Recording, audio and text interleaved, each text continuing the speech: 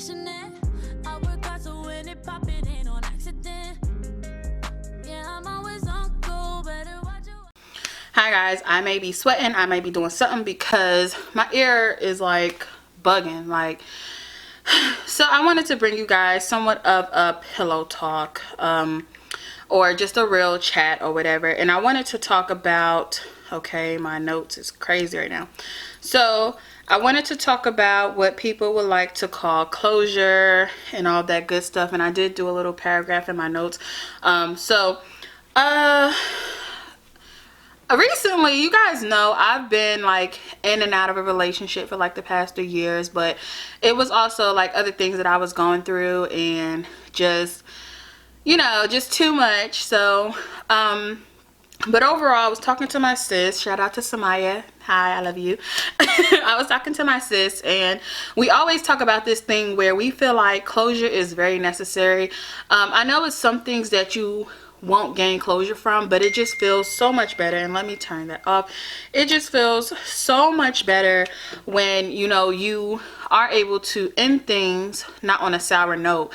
I will say personally, I probably ended every single situationship, relationship, friendship, except for maybe 3 or 4. Mind you, this is throughout my whole life I'm talking about, on a good note, and we actually talk things out rather than just, you know, boom boom bam, F you, bye, I don't like you, this is this, whatever, we ain't never gonna be cool again, you know.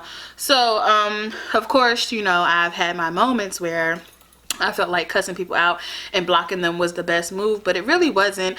And honestly, that would just eat you up on the inside and make you feel, you know, make you question yourself and question your decision to remove that person from your life. It's not a crime to remove people from your life if you feel like you're no longer benefiting, or you feel like, you know, you can be toxic too. You know, it's a lot of people who like to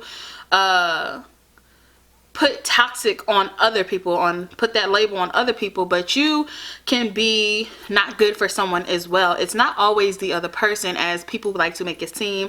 Shout out to the Twitter family. But it's not always other people, but sometimes it is, you know. Sometimes you are just a genuinely good person, and sometimes you might not know how to communicate, and you may not know how to, you know, let your wall down, let your guard down, so that person can feel wanted and feel like you want them. And well, that's the same thing, feel wanted and feel, you know, that. So we all are a little bit messed up. A lot of us are. I'm not gonna say we all are, but a lot of us are a little messed up, and I'm not afraid to admit that. I've been through a whole lot in my life, and I will say that I learned, even if the lesson came too late or a little bit later in life. I don't think anything is ever too late, but even if the lesson came a little bit late in my life, I still learned from everything I've gone through.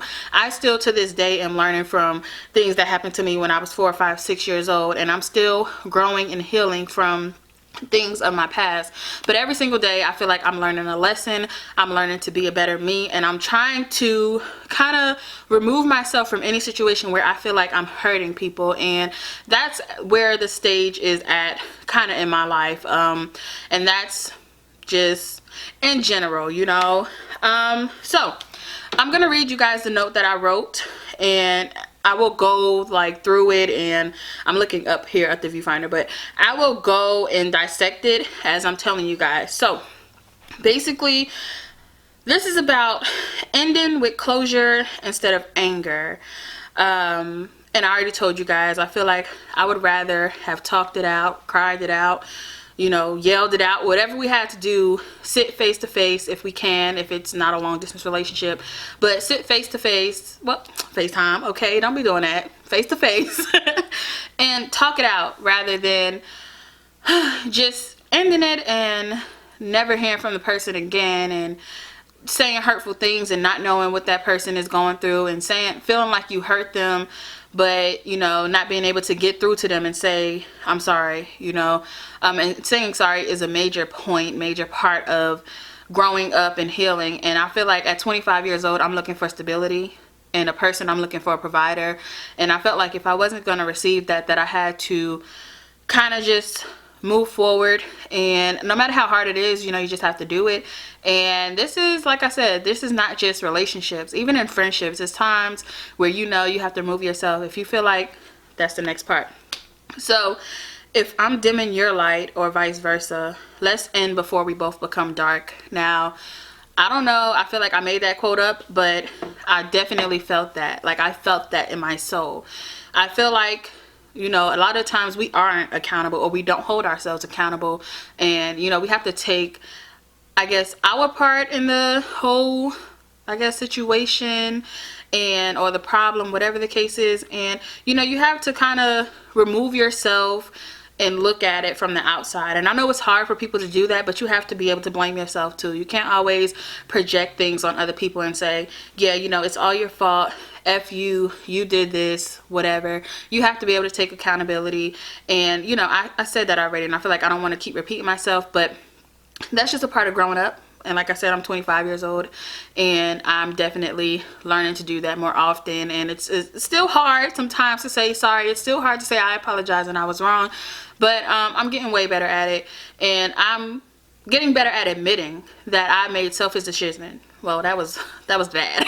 I'm getting better at admitting I've made selfish decisions, and that there were times where I was being selfish, but by no means do I feel like I'm a selfish person. But I have, you know, I guess done selfish acts or said selfish things or whatever. So yeah, I said let's end on conversation. I love you.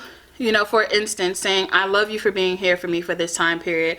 I love you for listening. I love you for being a light in my life. I love that we laughed together. I even loved how we got through hurt together. And maybe we're outgrowing each other, but I would rather remember us at our best times rather than our worst.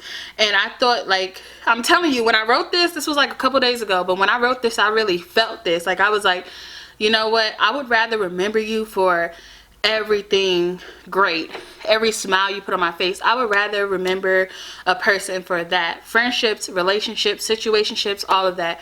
I would rather remember the good times. And I know that there were bad times and there were hurt times and all of that, but I want to remember us great. I'm gonna remember how we ended. That's always gonna be critical in my memories, but I wanna, if we end, let's end on a great note, or a deep note, or a heartfelt note, but let's not end on a sour note. And yeah, so what else did I want to say? So yeah, basically that was pretty much that. You guys got that. You got that. So I said a lot of the times, okay, so this is personal. So this is like how I felt in friendships and relationships. A lot of time I feel like people don't take advantage of how open and understanding I am. You know, even if I'm mad or hurt in the moment, I will always respect the person for being honest. You know, I will always, like, I can be mad today about it. I can be mad next week about it. But I will come to you 2 weeks later and say, okay, boom. All right, I see why you did what you did. I still don't think what you did is right, but I'm looking at it from this angle. I see we're not going to be able to work through this. So, you know, all right, cool. You know, I'm just getting to that point where I feel like talk, communicate, be real, be honest. Let's, you know, be real. That's my main thing, being real, okay? So, yeah, even if I'm mad or hurt, you know, I will always respect somebody for being honest. I will always view different perspectives and be able to talk about the situation. But people would rather lie, hide things, which in turn that causes bitterness, betrayal, hurt, trust issues, disrespect, damage, all types of things. So with me, honesty is everything. And I'm reading because I did write this, but with me, honesty is everything. Integrity is everything. I would rather be hurt by the truth than scorned by a lie. It's so much better with clarity and peace at heart. So yeah, this was a quick cute video, but like I said, overall I think we're all growing. And like I said, one major thing about me is that I am not even very forgiving. I forgive because it's good for me, you know. I always, everybody knows this, forgive but never forget.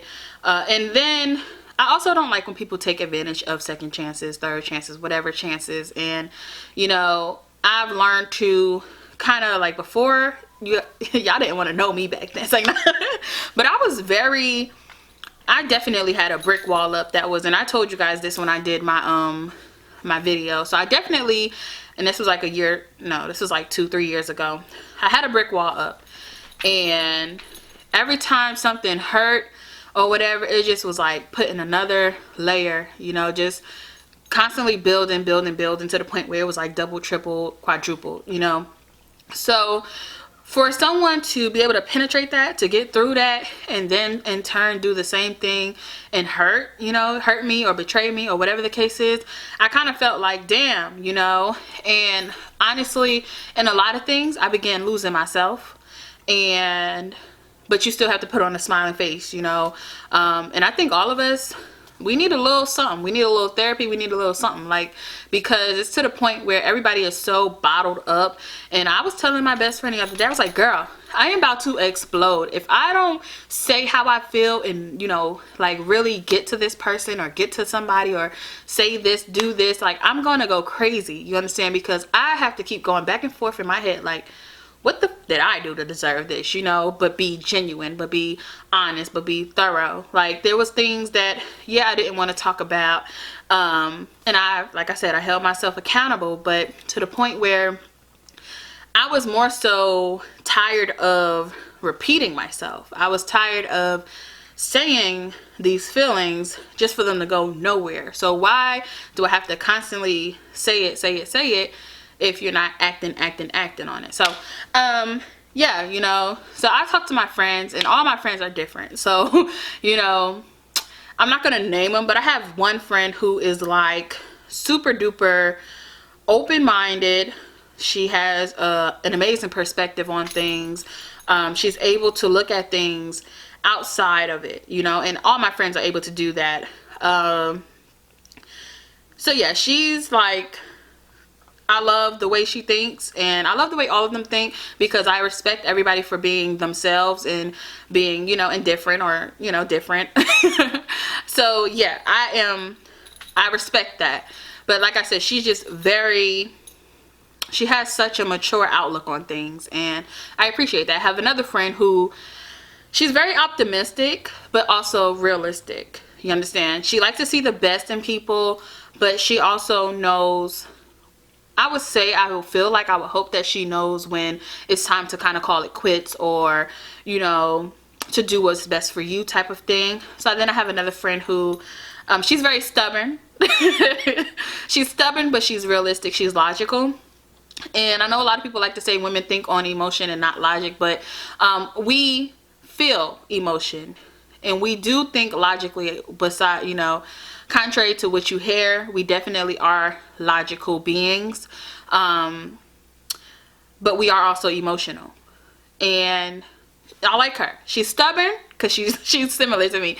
She's stubborn, but you know, she still has a sensitive side, and she kind of gets me, and she understands. Like, she can tell me something about myself that I didn't even know, and it's like, damn, you right. I am that, you know.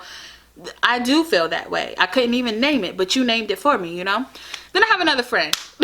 That's it. I have another friend who is also very stubborn, but she's softened up over time, and she is not pessimistic, but she is very blatant and very blunt. And although I like to see myself as blunt as well, she's you know, she is the one who's gonna say, you need to be accountable for what you did too. All of them will say that, but you know, she's gonna not so far be on the op, you know, she's not gonna be on the op so much, but she's the op. She's gonna look at it from that aspect and be like, well, you said, or well, you know. So I appreciate that about her, and I appreciate every single one of my friends individually for everything that they've, you know, listened to me ramble about, rant about, rave about. I appreciate that. So like I said, I love them equally, and I respect their opinions, and I respect their outlooks on things, and I feel like we all need a group of friends like that. So I'm thinking about, Jasmine actually asked me about doing a podcast, and I'm thinking about definitely doing one. So if that's something that you guys would like to see, leave like a thumbs up or something down below, and also leave like what would you like to hear about it. So stay tuned for my 200K giveaway on Instagram and on YouTube. I'm also doing a giveaway on my hair Instagram, my thriftySLAY Instagram, and my my home decor Instagram, my dw.ambiance Instagram. So stay tuned for that. I'm also having a members only giveaway within the 200K one. So yeah, I hope you guys enjoyed this little talk, and I hope you guys see my thoughts on closure. Even though closure isn't always an option, I do want you guys to see how important it can be, especially if you are the type to ponder on things and, you know, overthink things a lot. I think closure is very common for the soul.